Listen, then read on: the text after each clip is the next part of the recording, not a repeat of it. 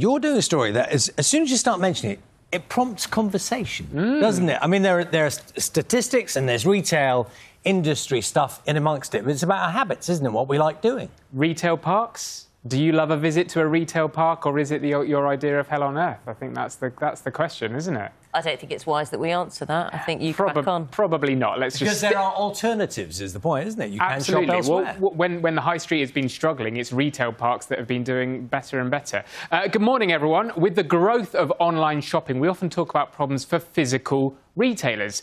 But new figures today suggest there is money to be made, but it might depend where the store is located. There are now more than 1,000 of these retail parks in the UK, often a bit further out of town than the high street, but with lots of parking options. So when it comes to retailers doing well this year, it's food outlets, supermarkets and coffee shop chains that are leading the way in terms of new openings, where, well, more than 80% of these openings happened in a retail park.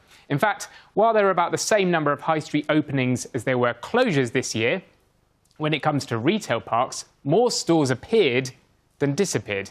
My colleague Emma Simpson has been looking at what's going on.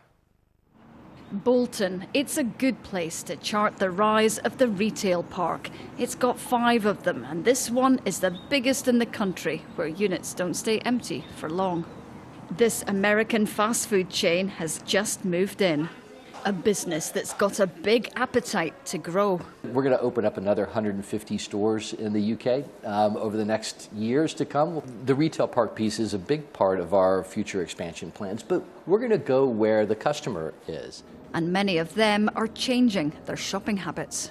Out of town is doing better than our high street or shopping centres. And when I talk about out of town, I mean drive-throughs, I mean petrol forecourts, as well as retail parks. And really they're doing so well, it's because of the way we live and shop. It's the easiness of coming with the trolley and just going to the car and putting it in your car boot. When you get to our age, ease is the important thing, you see. In some places you can pay up to £10 a day for parking. Here it's free, so it makes a big difference at the moment. Do you do shopping anywhere else now? Online. Online or a retail park? Yeah, or friends with a local business. It's lunchtime and this place is busy. Retail parks really arrived in the UK in the 1990s, and we didn't think much of them at first, but boy, do we like them now. And this man knows everything about them. Hello, James. Hello there. We lease and manage a big percentage of the UK's retail warehousing floor space, and I've been doing it for 25 years.